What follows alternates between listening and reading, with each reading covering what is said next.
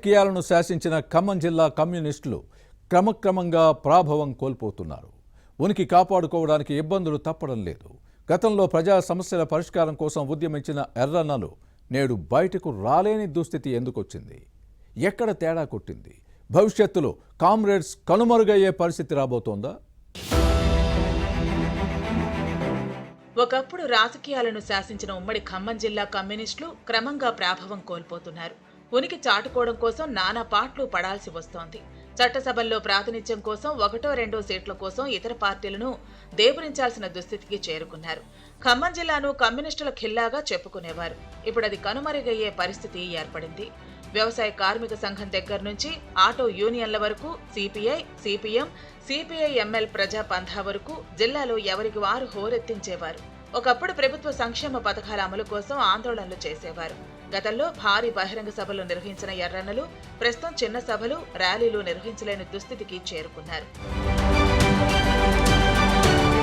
Communist పార్టీల నేతల మధ్య విభేదాలు, పదవుల కోసం ఆరాటం మినహా ప్రజా సమస్యలపై పోరాటం వంటి విషయాల్లో ప్రభావం కోల్పోయారు. పార్టీలు ఈ దుస్థితికి ఎందుకు చేరుకున్నాయా అని తలపట్టుకుంటున్నారు. ఎక్కడ తేడా కొట్టిందన్న ఆలోచనలో పడ్డారు. జాతీయ స్థాయిలో చక్రం తిప్పిన ఖమ్మం జిల్లా కమ్యూనిస్టులు నేడు బయటికి రాలేని దుస్థితి నెలకొంది. సిపిఎం సీనియర్ నేత తమ్మినేని వీరభద్రం ఎమ్మెల్యే, ఎంపీగా పనిచేశారు. పార్టీలో వివిధ బాధ్యతలు నిర్వహించారు. అటువంటి తమ్మినేనిని పార్టీ పొలిట్ బ్యూరో అభిశంసించింది. ఒకప్పుడు పశ్చిమ బెంగాల్, కేరళ, త్రిపుర వంటి రాష్ట్రాల్లో సిపిఎం అధికారంలో ఉండేది. కానీ ఇప్పుడు ఎక్కడా పవర్లో లేదు. ఈ పరిస్థితులు ఖమ్మం జిల్లాలో తీవ్ర ప్రభావాన్ని చూపాయి. దీంతో కమ్యూనిస్టు నేతలతో పాటు కార్యకర్తలు అంతర్మథనంలో ఉన్నారు. మారుతున్న రాజకీయ పరిణామాల్లో పార్టీలో పరిస్థితులపై ఎవరికి వారు చర్చించుకుంటున్నారు. బలపడకపోతే భవిష్యత్తులో ఉనికి చాటుకునే పరిస్థితి కూడా ఉండదన్న బెంగ పట్టుకుంది. కానీ అస్తిత్వాన్ని కాపాడుకోవటం అంత తేలిక కాదన్న విషయం కామ్రేడ్స్ కు తెలుసు.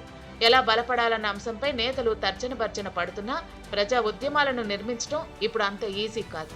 ఒక సమస్యను ఎత్తుకుందామన్నా ఎర్ర చొక్కాలు వేసుకున్నా కొద్ది మంది కార్యకర్తలు మినహా వెంట వచ్చే జనం లేరు.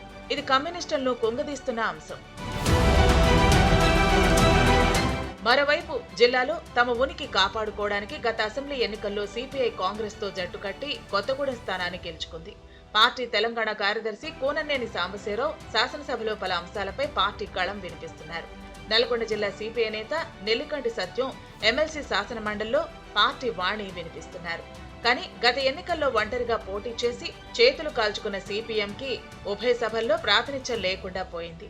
ఇక ఈ ఏడాది ఫిబ్రవరిలో జరిగిన మున్సిపల్ ఎన్నికల్లో సిపిఐ కొన్ని చోట్ల, కాంగ్రెస్ మరికొన్ని ప్రాంతాల్లో బీఆర్ఎస్ తో జట్టు కట్టింది.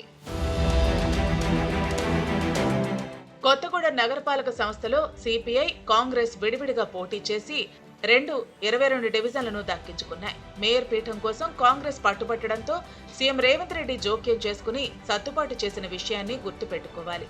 దీంతో CPI mayor, Congress deputy mayor పదవి తీసుకుని పాలన చేస్తున్నాయి.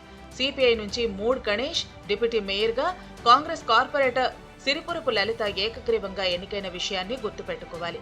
త్వరలో ఎంపీటీసీ, జడ్పీటీసీ ఎన్నికలు జరగనున్నాయి. ఏం చేయాలన్న అంశంపై కమ్యూనిస్టులు తర్జన భర్జన పడుతున్నారు.